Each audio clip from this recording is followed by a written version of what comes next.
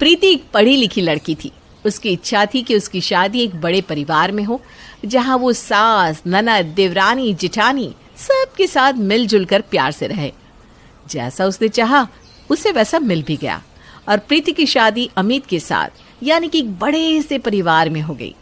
शादी के बाद अपने बड़े से ससुराल में जाने की खुशी मन में दबाए वो विदा होकर आ गई। उसके ससुराल में सास ससुर के अलावा एक जेठ जेठानी और ननद नंदोय भी थे। लेकिन असल जिंदगी टीवी सीरियल के ये रिश्ता क्या कहलाता जैसी नहीं होती, इसलिए शादी तो हो गई थी, लेकिन असल झटका लगना अभी बाकी था। शादी के कुछ दिन बाद। देखो बच्चों, आज से आपके नाश्ते में पिज्जा, पास्ता, बर्गर, मैगी जो भी खाना हो आप चाची को बता देना। चाची झटपट आपके लिए बनाकर तैयार कर देगी। आज से चाची आपकी बेस्ट फ्रेंड है। अरे चाची, आपके हाथ में तो जादू है, जादू। आप इतना टेस्टी खाना बनाती हो, मैं तो उंगली चाटता रह जाता हूँ। आप एक काम करना, शाम को मेरे लिए पिज्ज़ा बना देना। अच्छा ठीक है लड्डू, पक्का बना दूंगी। अरे प्रीति, ये क्या लगा रखा है तुमने? ऐसी कौन सी घुट्टी चटा दी है लड्डू और गुड़िया को कि वो दिन भर चाची चाची करते फिरते हैं?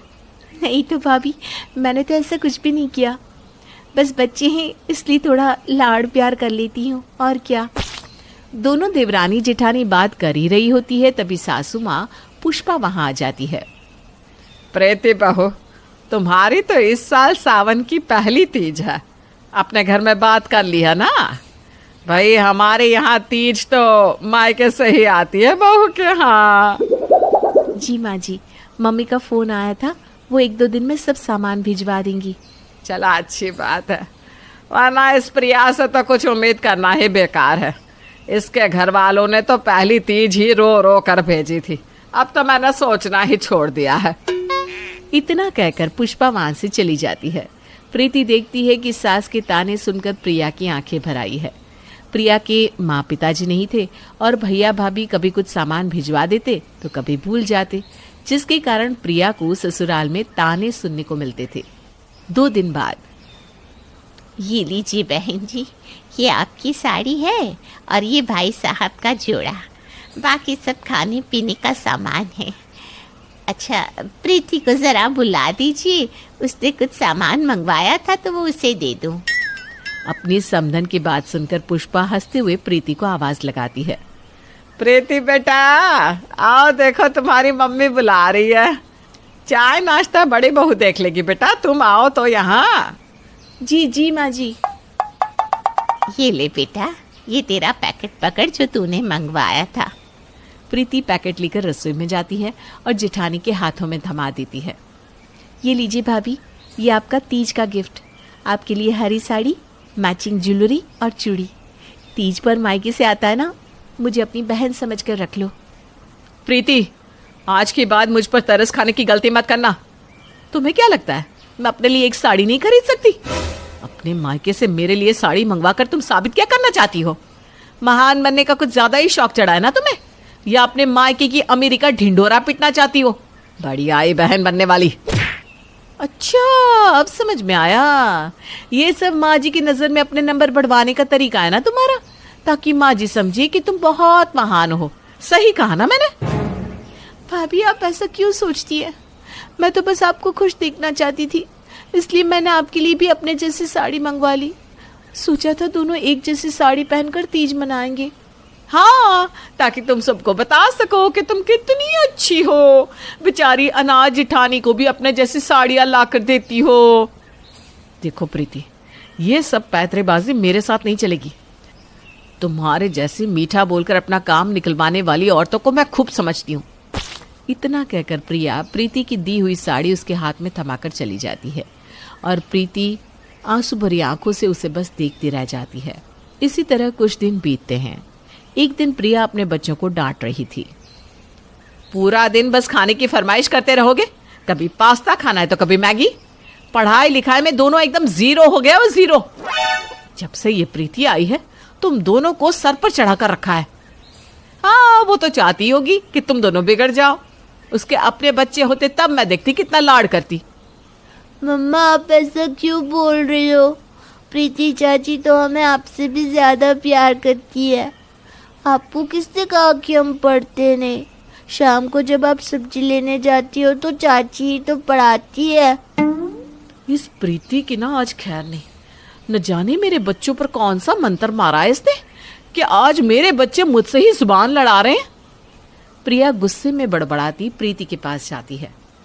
अगर माँ बनने का इतना ही शौक है तो अपना बच्चा पैदा कर लो ना, मेरे बच्चों के पीछे क्यों पड़ी हुई हो? और एक बात कान खोलकर सुन लो, मेरे बच्चों से दूर ही रहना तुम। न जाने क्या मंत्र मार दिया है कि बच्चे हर बात में चाची चाची चाची करते रहते हैं, जैसे कि हमने तो आज तक इनके लिए कुछ किया ही नहीं। और घर में मैं नहीं होती हूँ उसी समय पढ़ाने का क्या मतलब है? बच्चों के मन में तो यही भरना चाहती हो ना कि उनकी माँ को उनकी कोई फिक्र नहीं है और चाची तो उनके लिए जान भी दे देगी। भाभी, मैंने बच्चों को कोई गलत बात नहीं सिखाई। मैंने कभी नहीं कहा कि मुझे अपनी माँ कहो। फिर भी बच्चे आपके हैं और अगर आपको पसंद नहीं है तो मैं आज से बच्चों से दूर ही रहूंगी।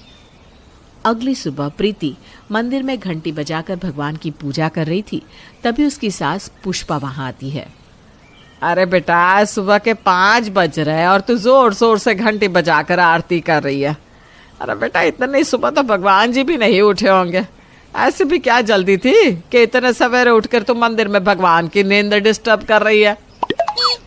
वो माँ जी, मैंने सोचा कि जल्दी उठकर काम निपटा लूंगी तो सही रहेगा।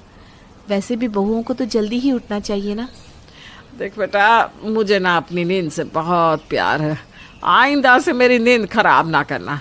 और ये ज्यादा आदर्श बहू बनकर दिखाने की भी ना कोई जरूरत नहीं है। बेचारी प्रीति सास की बात सुनकर ठगी सी खड़ी रह गई थी। इस घर में वो जितना भी अच्छा बनने की कोशिश करती, उल्टा उतनी ही उसकी मुसीबत बढ़ती जाती। अगले दिन सवेरे ही प्रीति की ननद स्वीटी अपने पति राकेश के साथ उनके घर आती है। प्रीति पैर छूकर उनका अभिवादन करती है। अरे आइए आइए दीदी, बहुत दिनों के बाद आना हुआ। हाँ भाभी, चिंता ना करो, अब आ गई हूँ ना तो जल्दी से जाने वाली नहीं हूँ।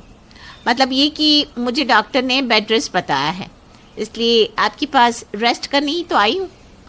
माँ बता रही थी आपको बड़ा शौक है सबके काम करने का। अब ना आप खूब सेवा कर लेना ननद की, बढ़िया मौका है। हाँ हाँ, क्यों नहीं, आपका भी तो घर है। पूरे अधिकार से रहो आप। स्वीटी के आने के बाद अब घर का काम पहले से बहुत ज्यादा बढ़ गया था। प्रीति पूरा दिन घर के काम और खाना बनाने में लगी रहती। ननद स्वीटी की भी प्रीति पूरे मन से सेवा कर रही थी। ये क्या नया चलन चला रही हो तुम घर में, हाँ? और ये हर समय घूंघट में लिपटे हुए संस्कारी बहू बनकर क्या साबित करना चाहती हो? ये जो तुम सर पर पल्लू रखकर आदर्श बहू बनकर दिखा रही हो ना, उससे कोई खुश नहीं होने वाला। बस तुम्हारे चक्कर में मुझे जरूर बातें सुनने को मिल जाती है। जब देखो तब स्वीटी के आगे पीछे घूमती रहती हो। आज तुम सर पर चढ़ाओगी ना तो कल को झेलना तो मुझे ही पड़ेगा। तुम्हें तो अच्छाई की बीमारी है ना। जरूर तुम्हें कोई अच्छाई का कीड़ा काट कर गया है जो इतना जलील होने के बाद भी तुम नहीं सुधरती। प्रीति बात को बढ़ाना नहीं चाहती थी, इसलिए जेठानी की बातों का जवाब दिए बगैर ही वो वहां से अपने कमरे में लौट आती है। स्वीटी के मायके आने की खबर सुनकर स्वीटी की कुछ सहेलियां उससे मिलने आती है। अरे यार, इतनी टेस्टी कचौरी कौन से मंगवाए तूने? मेरा तो मन ही नहीं भर रहा खा खा कर। अरे ये पकोड़े खाकर देख, मजा ही आ जाएगा। तभी प्रीति भी वहां आ जाती है। ये नारियल के लड्डू खाकर देखिए ना, मैंने आज सुबह ही बनाया है। वो स्वीटी दीदी ने बताया कि आप लोग आने वाली हैं, तो मैंने कचौरी और पकोड़े भी बना दिए। आप खाकर बताइए ना कैसे बने हैं। और स्वीटी, तेरी भाभी तो बहुत अच्छा खाना बनाती है। और एक तो है जो चाय भी ऐसे बनाकर लाती है कि अगली बार बंदा चाय के नाम से ही घबरा जाए। अरे भाभी, आपको पता है स्वीटी तो ऐसा खाना बनाती है कि इसके पति के बारे में सोचकर मुझे आज भी अफसोस होता है। बेचारा आधा पेट ही खाना खा पाता होगा। चल चल स्वीटी, अब तू मायके आई हुई है तो प्रीति भाभी से ढंग का खाना बनाना सीख के ही जाना, शायद जीजू का जन्म सुधर जाए। इतना कहकर स्वीटी की सहेलियां ठहाके लगाकर हंसने लगती है। प्रीति की तारीफों के बीच होती अपनी बुराई से स्वीटी बुरी तरह चिढ़ गई थी। सहेलियों के जाने के बाद स्वीटी प्रीति के पास जाती है। अरे भाभी, आपको क्या पड़ी थी मेरी सहेलियों के लिए इतने कचौरी पकवान बनाने की? कोई भी ऐरा गहरा आएगा तो क्या आप 56 भोग बनाकर उनके सामने रख दोगी? लेकिन दीदी, वो आपकी सहेलियाँ थी, कोई ऐरी गहरी नहीं। मैंने तो सिर्फ इसीलिए उनके लिए ये सब बनाया ताकि आप खुश हो जाओ। उल्टा आप मुझे ही सुना रही हो। मेरी सहेलियों के सामने मेरा अपमान करके खुशी तो बहुत हो रही होगी आपको, हैं? खुशी क्यों नहीं होगी? तारीफ सुनने की आदत जो पड़ गई है, इसीलिए हर समय बस मौका ढूंढती रहती हो तारीफ पाने का। आपसे अच्छी तो प्रिया भाभी है, कम से कम अपने काम से तो काम रखती है। आपकी तो आदत है सबके काम के बीच अपनी नाक घुसाने की। अरे स्वीटी, क्या बात हो गई बेटा? क्यों इतनी नाराज हो रही हो? मम्मी, ये जो आपकी लाडली बहू है ना, इसने मेरी सहेलियों के सामने मेरी बेइज्जती करवा दी। इसके बाद स्वीटी पुष्पा को सारी बातें बताकर जोर जोर से रोने लगती है। अरे बेटा, इसने तो मेरे भी नाक में दम कर रखा है। कल सोसाइटी में औरतें बोल रही थी कि सास को देखो, कभी सीधे मुंह बात तक नहीं करती, और एक छोटी बहू है जो सोसाइटी की कोई भी बुजुर्ग औरत दिख जाए तो पैर छुए बिना नहीं रह सकती। अरे मैं पूछती हूँ, क्या जरूरत है फालतू में सबके पैरों में गिरने की? हम किसी से कम है क्या जो सबके पैरों में गिरते पड़ते रहे? ऐसी बात नहीं है माँ जी, किसी बड़े के पैर छूने से हम छोटे थोड़ी ना हो जाते हैं। ये तो अपने अपने संस्कार होते हैं। हाँ हाँ, संस्कारों की पोटली तो तू ही बांध कर लाई है ना अपने मायके से, और हम सब तो असभ्य हैं। क्या ठीक कहा ना? सास और ननद की इस तरह की बातें सुनकर प्रीति का दिल छलनी हो गया था। रुआंसी होकर वो अपने कमरे में लौट गई। अब वो पूरी कोशिश करती कि परिवार में किसी के भी बारे में ना सोचकर बस अपने काम से मतलब रखे, लेकिन अच्छाई तो मानो एक बीमारी बनकर उसके अंदर समाई हुई थी। न चाहते हुए भी जब बच्चे उसके सामने आते तो वो उन्हें उनकी पसंद का खाना बनाकर खिला ही देती। ननद को अच्छी तरह बेड रेस्ट मिलता रहे, इसलिए वो स्वीटी के कपड़े धोती, उसकी ज़रूरत का सारा सामान लाकर उसके कमरे में रख देती ताकि उसे यहाँ वहाँ दौड़कर परेशान ना होना पड़े। कुछ दिन बीत गए थे। आज सुबह से ही सासू माँ पुष्पा के चेहरे पर 100 गुलाबों की रौनक नजर आ रही थी। पुष्पा को उनकी सहेली अपूर्वा ने अपने जन्मदिन की पार्टी में जो बुलाया था, अपनी सहेलियों के बीच अपनी धौंस जमाने के लिए पुष्पा सुबह से ही तैयारियों में जुटी हुई थी। माँ जी लाइए, मैं आपको रेडी कर देती हूँ, आप पार्टी में सबसे सुंदर लगेंगी। अच्छा, अब तो इतना कह रही है तो कर दे, ठीक है, लेकिन ध्यान रहे मुझे ज्यादा लीपा पोती नहीं चाहिए, बस नेचुरल सा लुक होना चाहिए। अरे माँ जी, आप बैठी तो सही, अभी आपको बिल्कुल चेंज कर देती हूँ। प्रीति पुष्पा का खूब बढ़िया सा मेकअप कर देती है। तभी ससुर जी घर के अंदर आते हैं। बेटो, जरा पुष्पा आंटी को तो बुलाओ ना। अरे क्या बकवास कर रहे हो जी, मैं ही तो पुष्पा हूँ। अगर तुम ही पुष्पा हो तो फिर ये बूढ़ी घोड़ी लाल लगाम क्यों बनी हुई हो? कोई तुम्हें देखकर कह ही नहीं सकता कि तुम्हारी उम्र 65 साल है। अरे मैंने तो पहले ही कहा था प्रीति से कि मुझे ज्यादा लीपा पोते पसंद नहीं, लेकिन ये मेरा मजाक उड़वाए बिना मानी नहीं। पता नहीं किस घड़ी में ये संस्कारों की पोटली मेरे गले में बंध गई। ऐसा कोई काम हो ही नहीं सकता जिसमें ये टांग ना अड़ाए। अच्छी खासी मैं खुद से तैयार हो रही थी, आकर लग गई माँ जी करने में और सब सत्यानाश कर दिया। अब ऐसी शक्ल लेकर सहेलियों के बीच जाऊंगी तो वो भी मजाक ही बनाएंगी। तभी पुष्पा की सहेली का फोन आता है और वो जल्दबाजी में ऐसे ही निकल जाती है। मैंने तो माँ जी का इतना अच्छा मेकअप किया, मदद करने की कोशिश की, और उन्होंने ही मुझे 4 बातें सुना दी। बच्चों को लेकर हुई बहस के बाद प्रिया प्रीति से बात नहीं करती थी। बच्चों के 3 दिन में एग्जाम शुरू होने वाले थे और प्रिया डेंगू की चपेट में आकर बिस्तर पर पड़ी हुई थी। प्रीति का दिल तो बहुत चाहता कि वो जाकर जेठानी का हाल पूछ ले, लेकिन अपनी भलाई का कई बार बुरा अंजाम होता देख चुकी थी, इसलिए चुप रहकर अपना काम करने में ही उसने भलाई समझी। स्वीटी दीदी, आप बच्चों की पढ़ाई करवा देंगी क्या? मेरी तो बिल्कुल हिम्मत नहीं हो रही, न जाने इस बार क्या होगा। मैं तो बिल्कुल समय ही नहीं दे पा रही बच्चों को। अरे भाभी, मैं यहाँ आराम करने आई हूँ, आप मुझे काम वाम मत बताइए, मेरे बस का नहीं है बच्चों के साथ दिमाग खपाना। काश कि मैंने उस दिन प्रीति को भला बुरा ना कहा होता, तो आज वो बच्चों की जिम्मेदारी खुशी खुशी संभाल लेती।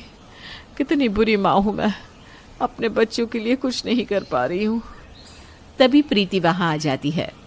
आप चिंता मत करिए भाभी, मैं अभी भी बच्चों की जिम्मेदारी खुशी खुशी संभालने के लिए तैयार हूँ। आप बस आराम करिए और जल्दी से ठीक हो जाइए। बच्चों की चिंता बिल्कुल छोड़ दीजिए, उनकी चाची है ना उनके पास। मुझे माफ कर दो प्रीति, तुम्हारी अच्छाई देखकर मुझे जलन होने लगी थी। मैं माँ हूँ तब भी मैं बच्चों के लिए इतना नहीं कर पा रही थी जितना तू चाची होकर कर लेती थी।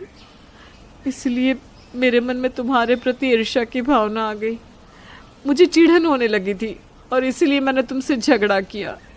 अब जब बड़ी बहू को अकल आ ही गई है तो पुष्पा लगे हाथ तुम भी अपनी गलती स्वीकार करके बहू से माफी मांग लो। मैंने कल सुबह ही तुम दोनों माँ बेटी की सारी बातें सुन ली थी। मैं जानता हूँ कि मन ही मन तुम भी छोटी बहू से कही हुई बातों के लिए परेशान हो। आप ठीक कहते हैं प्रीति बेटा, माफ करना। उस दिन तेरे मेकअप करने के बाद मैंने तुझे बहुत भला बुरा कहा, लेकिन मेरी सहेली के यहाँ सबको मेरा मेकअप इतना पसंद आया कि इतनी सारी औरतों में मुझे ब्यूटी क्वीन का अवार्ड भी मिला। ये देख, मुझे इनाम में ये पेंडेंट मिला है। ये ले, ये पेंडेंट मेरी तरफ से तू ही रख ले, तू ही हकदार है इसकी। मैंने आपकी बातों का बुरा नहीं माना माँ जी, आप तो मेरी माँ समान हो, आपकी बातें मैं दिल से नहीं लगाती। मेरे इतना भला बुरा कहने के बाद भी आपने एक भी दिन मेरा ख्याल रखना नहीं छोड़ा। समय पर खाना, समय पर दवाइयाँ, मेरे कपड़े धोए, ज़रूरत का हर सामान ला कर दिया। माँ से ज़्यादा आपने मेरा ध्यान रखा।